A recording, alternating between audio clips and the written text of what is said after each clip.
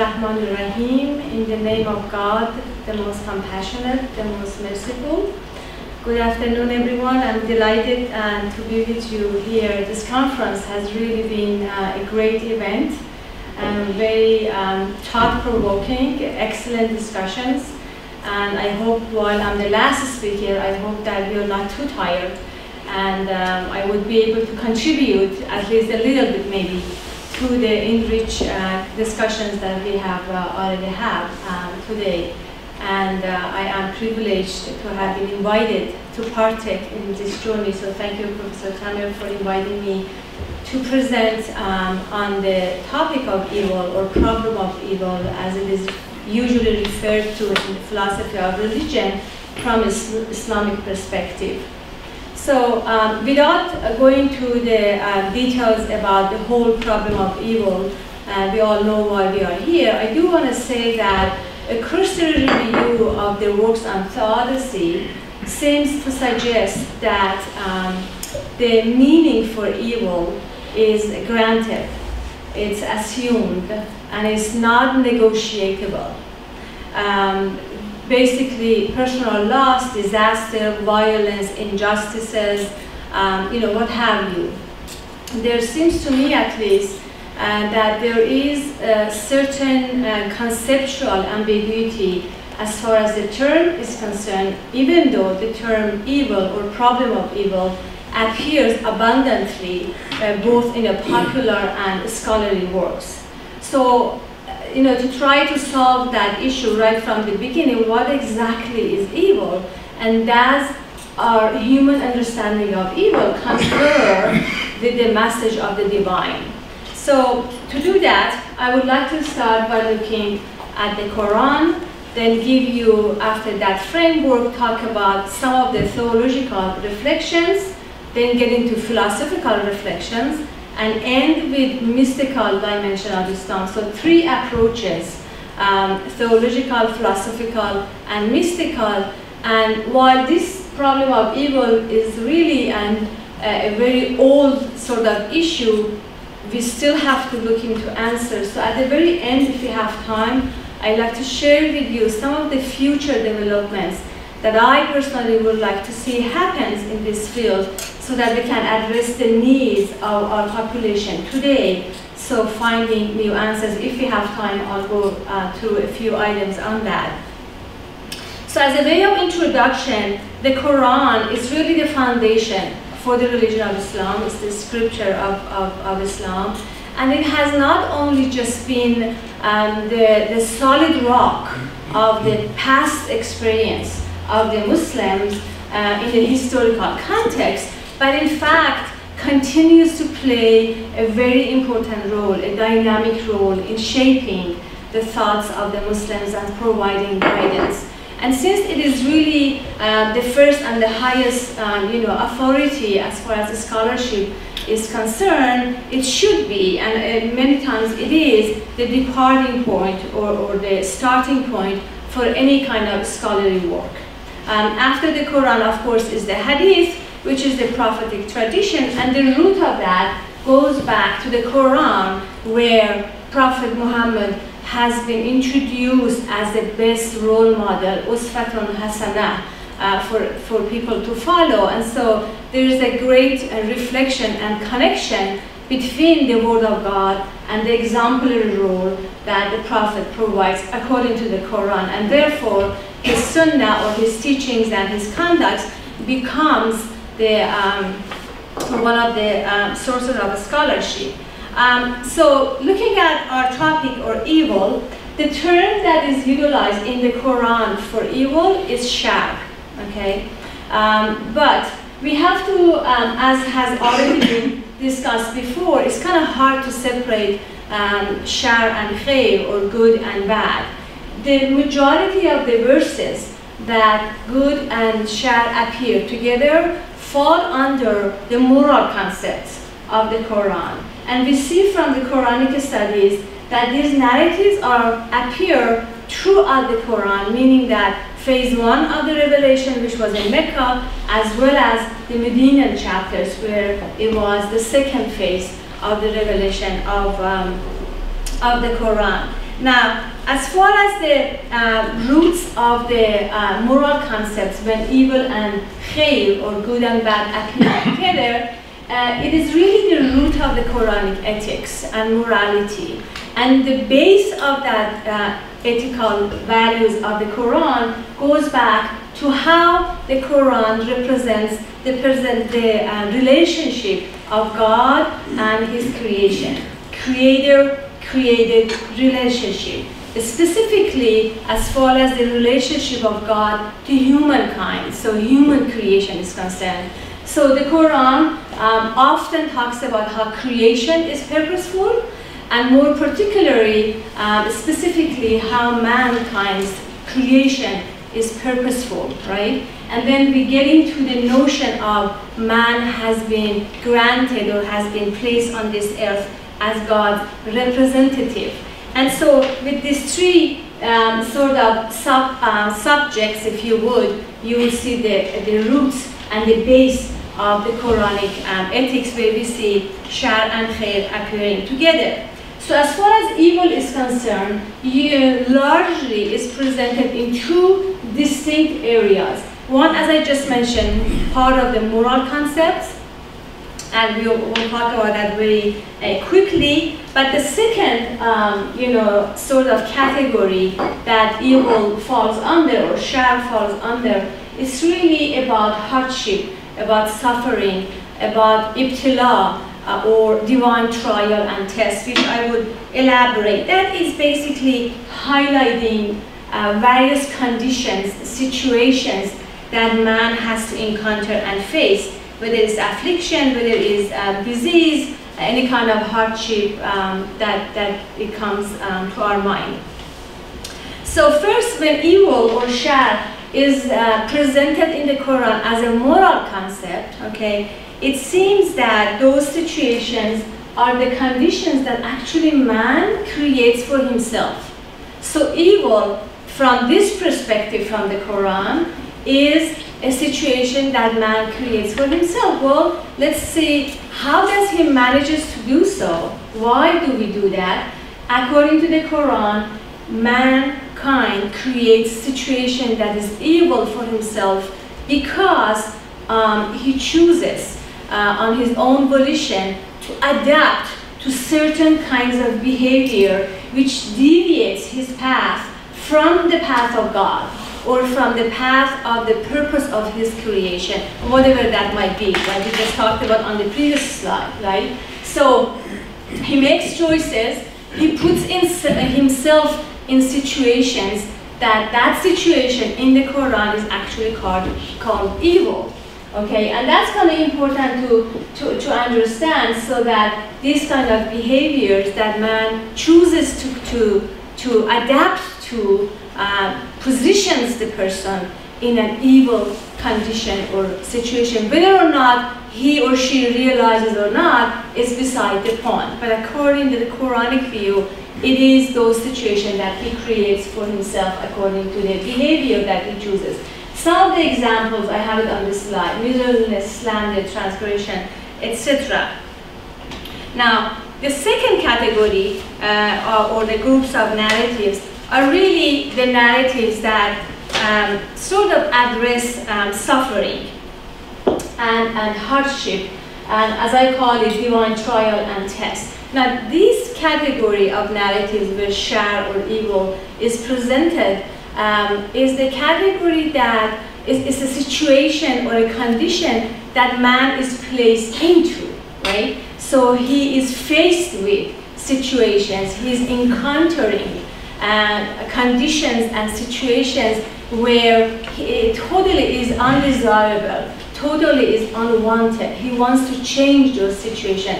So this, in contrast to the first group, has nothing to do with himself, like he hasn't chosen that path, but it is something that has come up, that he's encountering, okay? And this is where we begin the discussion about human suffering and the notion of theodicy. This is exactly where it begins. Now, the subcategories under divine trial, suffering, problem of evil, if you want to call it, the subcategories that you see on this slide, the 4 subcategories, I have chosen to put these, basically these narratives in these subcategories by studying all the verses in the Quran where either shar was utilized and all other subjects that relates to shar. So it's not just about the verses that utilize shar or evil as a term, but more so of everything that perceives to be an evil situation.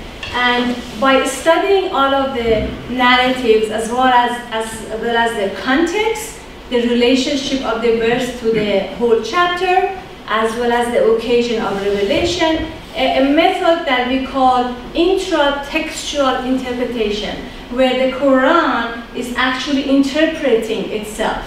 Okay, so by doing so, I was able to put all of those categories of the divine trial, suffering, hardship in these subcategories. And I'm not going to discuss all of this because I don't have the time here. In the paper, perhaps I will be able to elaborate, except one of the titles that we will talk about. So now, getting to the situation or the problem of evil in general, while the issue on hand, the notion of evil, or as it again is mostly called problem of evil, is referred as a problem in the history of the philosophy of religion. As far as the Quran is concerned, it's not presented as a problem to be solved, right?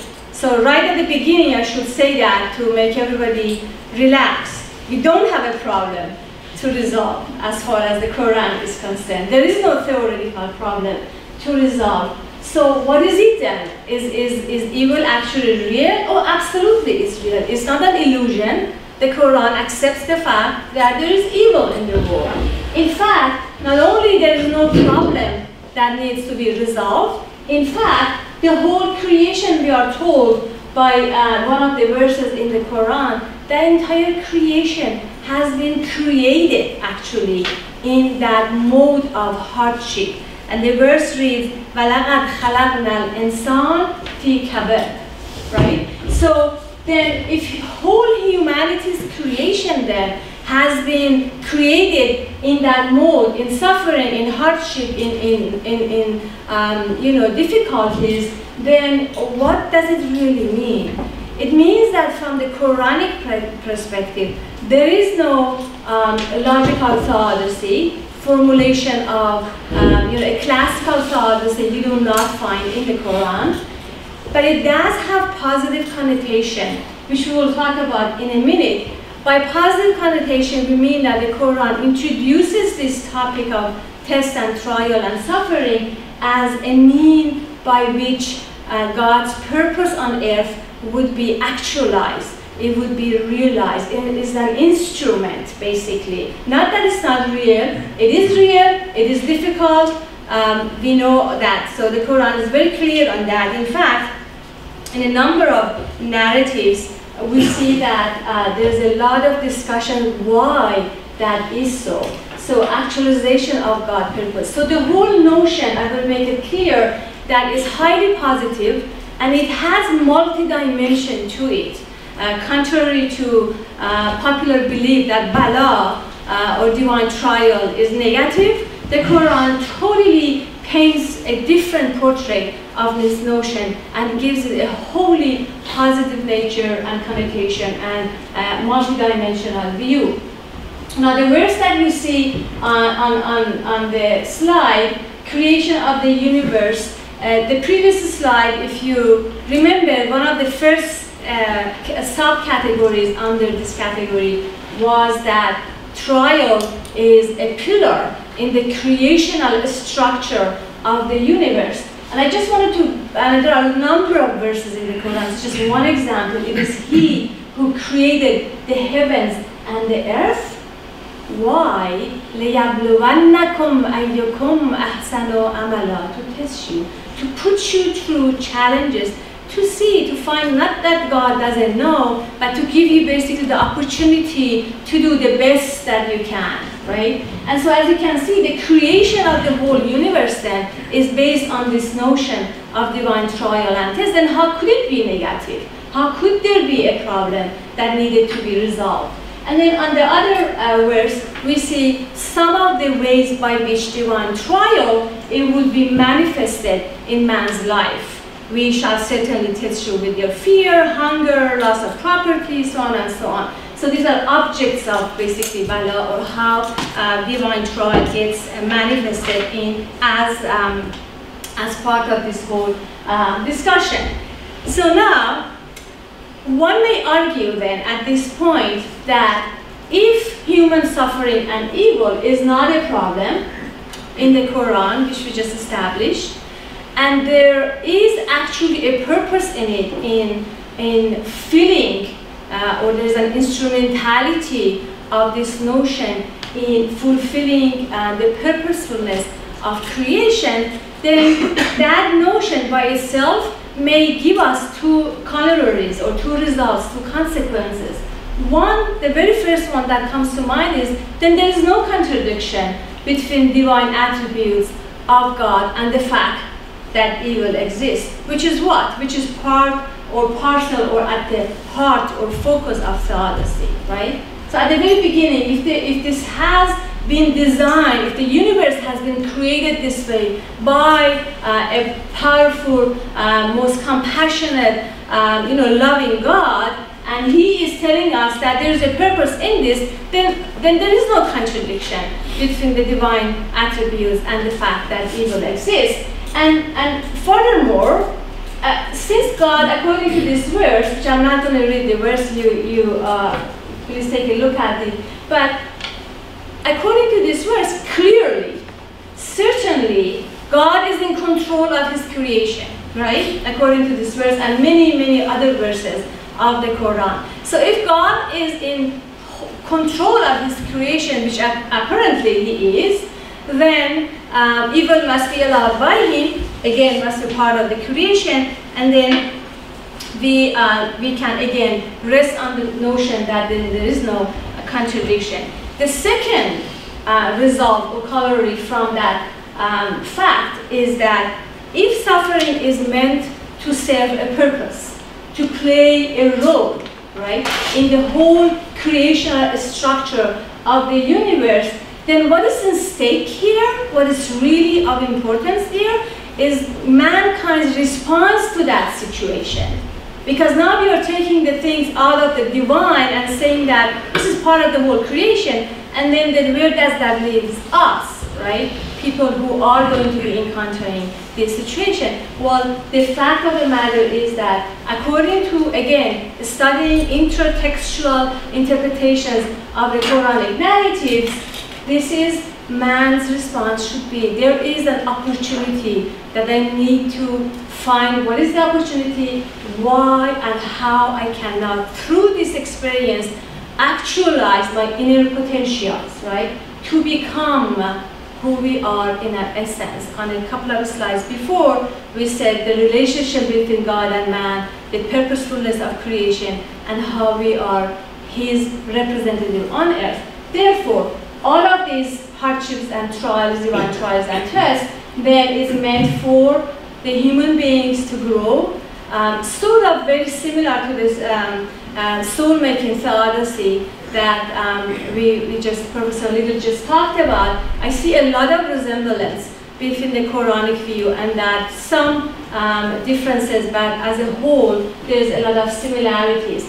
To become who He is, to be the perfect human being, even though we are supposedly on an essence, are God's representative on earth, but it's not going to happen overnight. The potentials have to actualize, right? And so the potentials are there, but how do we actualize it? Through human experience, right? Through the life that we are, how many years we are here, and through various conditions, some of which may be very difficult to handle. Now, I want to draw attention to a very, very important and significant point right here. And that is, according to the Quran, and contrary to popular belief, divine test and trial, or bala or ibtila, it is not just in hardship. That is quite interesting, to me at least. as a researcher of the Quran. Whereas the Quran constantly talks about evil, that you're going to be tested or put into these challenges, not just through negative bala, but also on positive. We shall test you all through the bad and the good. This is in Surah Al-Anbiya, the Prophets chapter 21, which has the story of many of the biblical prophets as well. And in comfort, in contentment, in health, in wealth, right? As well as sickness and illness, right? So again, bringing us back to the whole notion from a Quranic perspective, that there is no problem because all of this falls into every single condition, health and prosperity, as well as adversity and difficulties, which is, I think, quite interesting point from the Quran.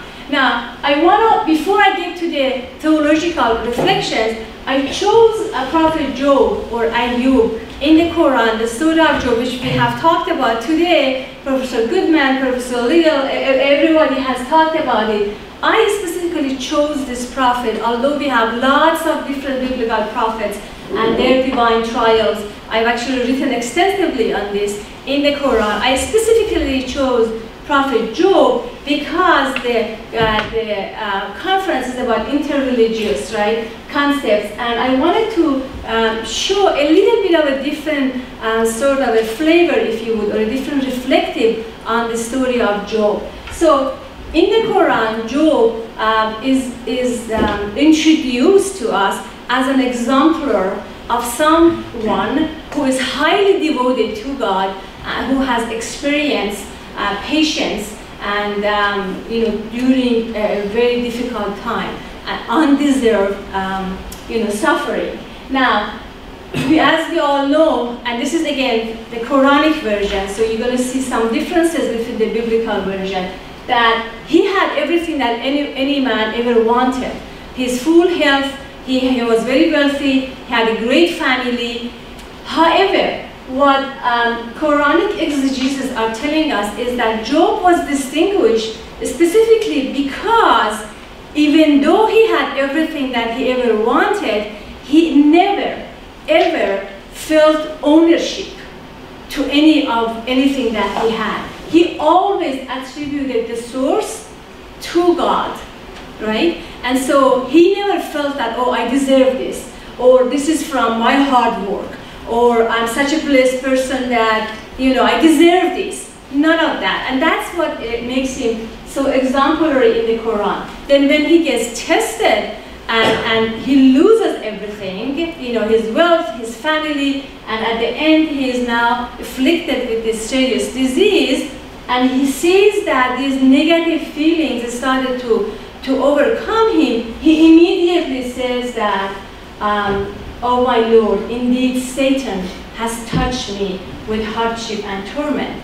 Again, we have different verses in the Quran. I just chose this to show that now that he is he's going through this hardship, says that Satan is trying to give me despair and negative feeling. And again, not challenging God. So he endured the challenge without asking God, hey God, why are you putting me through this? I need some answers, right? There is no question. He is patient, and then he earns the excellent servant sort of title that Quran calls him, excellent servant, because of the way that he handled the whole thing. Then he got healed, and we know the story.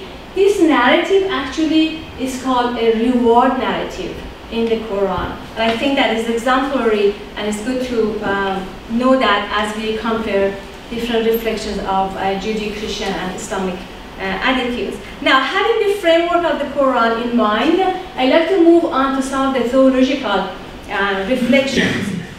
Now, one of the earliest debates, if you would, in Muslim theological discourse, or kalam as it is called, was how to be able to reconcile the divine attributes of omnipotent with human free will.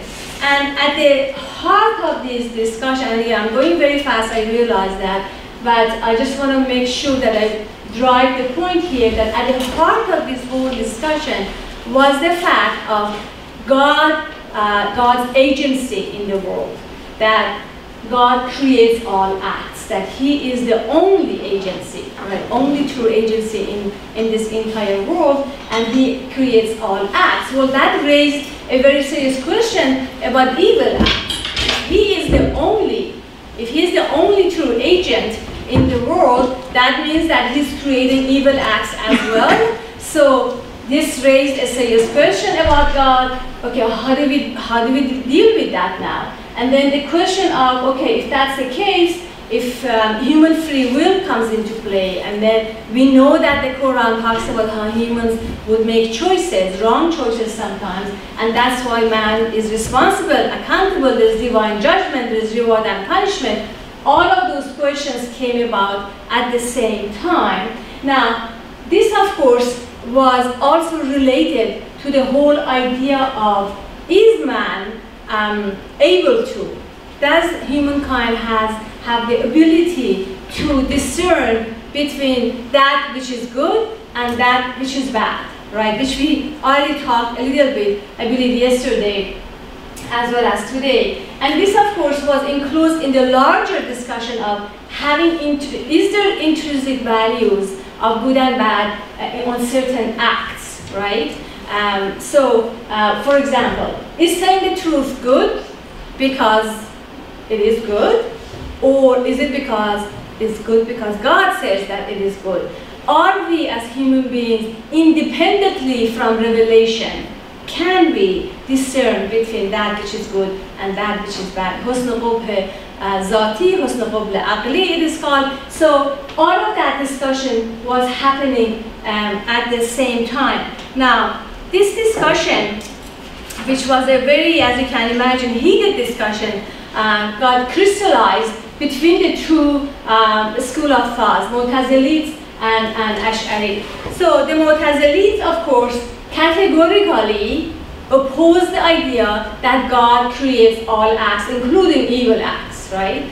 And they advocated for the human free will, and they did so by concentrating their effort on the divine attribute of justice, right? And they uphold that because God is just, He cannot, basically He is not free to create evil acts, and He will not do that, right? And so, and also because they attributed evil to human free will, they said that God is not free to prevent man from creating the evil. So basically God's hands are tied in that area. So when they were questioned about, okay then, who is responsible for all of this human suffering that is caused by disease, their answer or their response was, well, they seem to be evil, but in actuality, there is good in it that serves a purpose. Again, going back to that greater good, or going back to the cosmic plan that we talked about before. What happened was that they really insisted very hardly, wholeheartedly, I should say, on God's justice. And that started to divide the group and gave birth to this school of Ash'ari school of thought. Now, for the Ash'ari, God's law of justice that we all human beings are obligated to follow by doesn't apply to Him. He is God, right? And so He is not obligated to act according to the same laws. What they did, in conversely to Mu'tazilit, who concentrated on the divine attribute of justice, they concentrated their focus on divine attribute of power. And so they said He is the only true agent, He creates all acts, and therefore all of the acts, even evil acts, are created by Him. Now, applied to suffering now, this notion, basically it means that everything that happens, there is a purpose, there is a meaning behind it, and that either compensation is going to happen in this world, and of course, as Professor Lilly talked about before, this eschatological compensation was important for both schools. So if you were not going to achieve the good or actualize your potential, something happened specifically about undeserved suffering, children's suffering, animal suffering were also discussed. And so this sort of eschatological compensation was important and critical for both of these schools. Now, quickly moving to the philosophical perspective. So, from the Muslim philosophical perspective, the notion of good and bad was basically intertwined or encapsulated, I should say, in the ontological understanding of existence, which is wujud, and non-existence, which is adam. So I'm not going to discuss this very deeply, but in a nutshell, that which is good emerges from existence, and it has a positive entity. That which is evil, on the other hand, stems from non-existence or from Adam, and basically is negative, right? There is no positive entity as far as evil is concerned.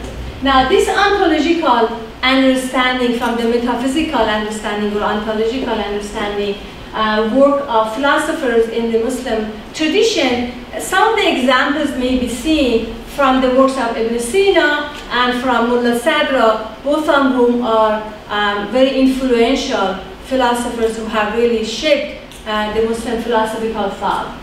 In the case of Ibn Sina or Avicenna, he actually was able to formulate, if you would, a formal sort of theodicy by distinguishing between various forms of evil. Right? So he distinguished between essential evil, okay, or shar bil-dhad, and then accidental evil, which is shar bil-arab. All right, and so based on that, he was able to have some theodicy, I would say, and then, but at the end of the day, he was in the opinion that it is really accidental evil in the world that causes much suffering for people. And he also mentions that the volume of good in this world outweighs the evil that we see in this world. So he also ends his theodicy with that. As far as Mullah Sadra or Sadruddin Shirazi is concerned, he decided to integrate, okay, or merge his metaphysics, our ontological understanding of the world, with mystical insight. Okay, so we see that he's done that, and his approach to integrate the two together, theological, philosophical, with the mystical insight, has really totally transformed the idea of existence or the ontological understanding of metaphysics of existence for the Muslim philosophical thought. And so in his case, in Mullah Sadra's case, you know, absolute existence is absolute good. Okay, and since God is the only necessary being, God is the only necessary being, therefore he is the perfect good. He is the only perfect good in the world, right? And basically it means that perfection only applies to God. On the other hand, he says that because everything else in the creation is contingent, right, upon that one necessary being, everything else in this creation is going to lack, right, certain goodness or certain perfectness. Basically it means that evil then is what? Is partial, right, and is negative. So that's basically his idea that, again, about the ontological understanding. Overall, Muslim philosophical thought talks about you know, good and evil or talks about evil basically and refers it to privation of good for the most part, which provides the rationale and a background for the idea of Nizam al-Aslah, or the best world that has been created. Now, moving along with our mystical perspective, good news is I'm almost done, so bear with me a few more minutes.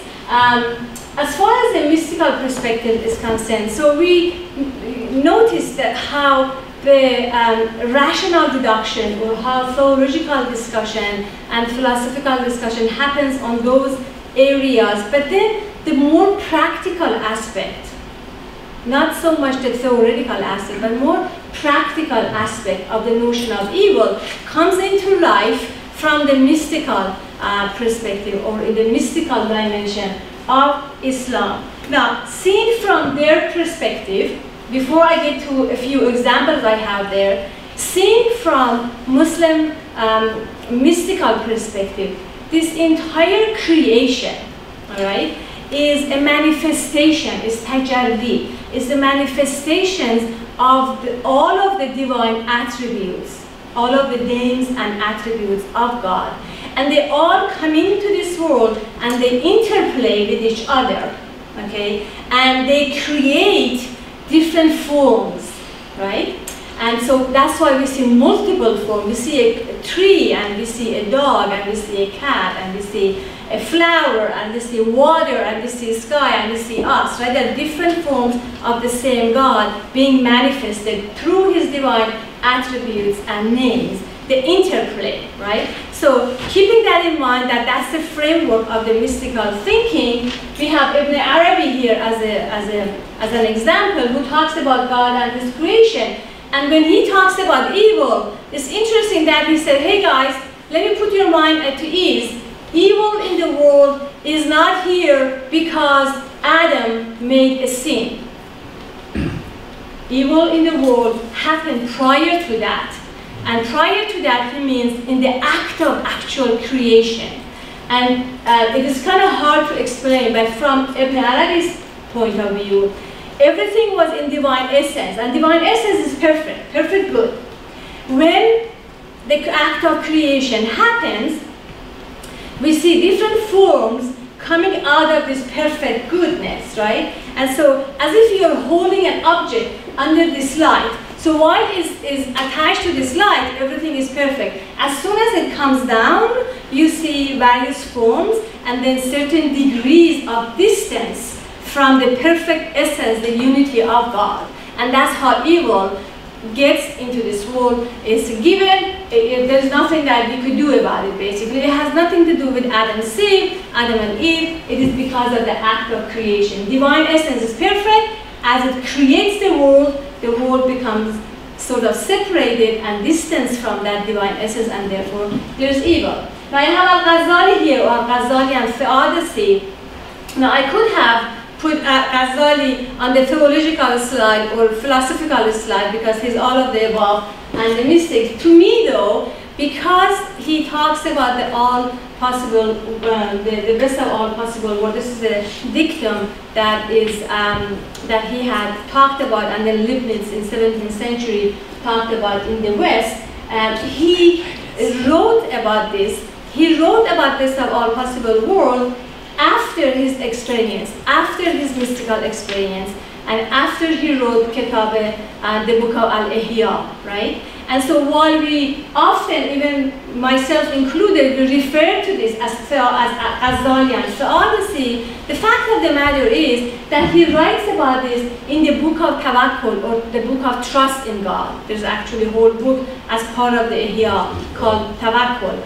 And so perhaps the goal of Ghazali wasn't really to write a theodicy, even though you do find certain elements of a classical theodicy in the writings of Al-Ghazali. But he talks about the best of all possible world. So basically this world, you know, despite the fact that we do see imperfections, then it is still the best of all possible world created by the perfect God. And again, his goal seems to me at least to be able to help and guide a believer to form a basic and maybe even much authentic trust in God and tawakkul, again because of the way that it appears and the way that he writes about it. As far as Sufis and other mystics are concerned, we have Jalaluddin Rumi, famous poet, Persian poet, as well as mystic, theologians, jurists. Sometimes he's also called, because he has philosophical interpretation of the world. And he also talks about providing certain guidelines for the people. And he has different parables and different stories, different poetry. One that comes to my mind is Beating the Rock. So he talks about how when the rock is dirty and it has dust in it, and you hit it with the stick, the aim is not to hit the rock. The aim is to get the dust out of the rock, right? And so he talks about your wujud, right, or your inward is full of dust of I-ness, the greed, the self-centeredness, the selfishness, right, the ego, that we have sort of touched about.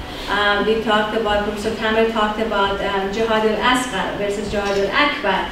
This refers to that. So the I-ness within the person is not going to go away very quickly. So if there is encountered hardship and suffering, the goal, the objective is not to hurt you, but it is to take the dust of I-ness out of you. The other parable, which is very famous, is the chickpea parable, where there's a housewife starts to boil chickpeas, right? And the water is boiling, it's hot of course, and the chickpea jumps out, constantly crying and jumping out, saying that, why are you burning me on fire? You bought me, you brought me here.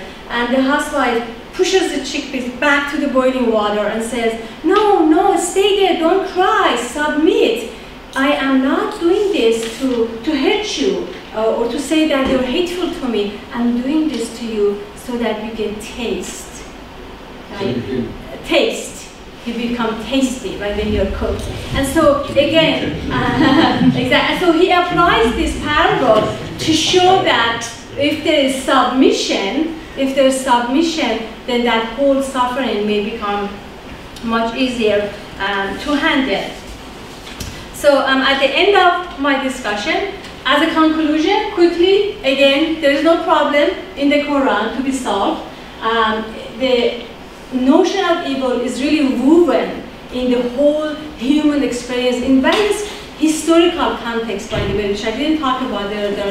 Those verses that I mentioned at the beginning, they have all political and historical context, obviously, right? The Quran was revealed over 23 years, and so there are historical contexts behind all of those revelations. But this experience, our human experience, actually includes all of the prophets, right? And therefore, it's not about a person has done a sin, and that's why he or she being tested, because all of the prophets, including biblical prophets, Prophet Muhammad, all of them, there's so much divine trials and tests and hardships for them in the Quran. Again, the objective of the Quran is not to engage a person in abstract ideas and discussions. It's not to formulate a theodicy, but it is all about helping the man, helping human beings to overcome evil, right? And so try to various forms of evil. And of course, like I said, no classical theodicy. We talked about theologians, how they attribute free will or evil to man's free will. Philosophers looking at it from the ontological perspective, and the mystics seeing it from a view that this is a necessary component of the whole creation, and therefore we need to go through it. And last but not least, for future development, as a researcher, as someone who has done great work with a lot of work actually as a director of technology alongside of theology and Quranic studies, I really would like myself at least, and I would like to open this to discussions if you think it's a good idea, to try to look at existential theodicy more than theoretical, right? And start from human experiences, right? Try to see if people, communities, right, and individuals who go through various forms of suffering, do they find meaning in those? And can we look at those human subjects and learn from their experience and try to learn from them and then form some form of existential theodicy? We also do need to emphasize on the fact that we have a responsibility to prevent evil, to prevent injustices of the world as much as possible. So this is not to say that since suffering is part of the whole creation, that okay, our hands are tied and then we just have to accept it. This is not the message that the Quran is trying to give us. The responsibility is to prevent evil, but then again, learning from what happens in actual situations.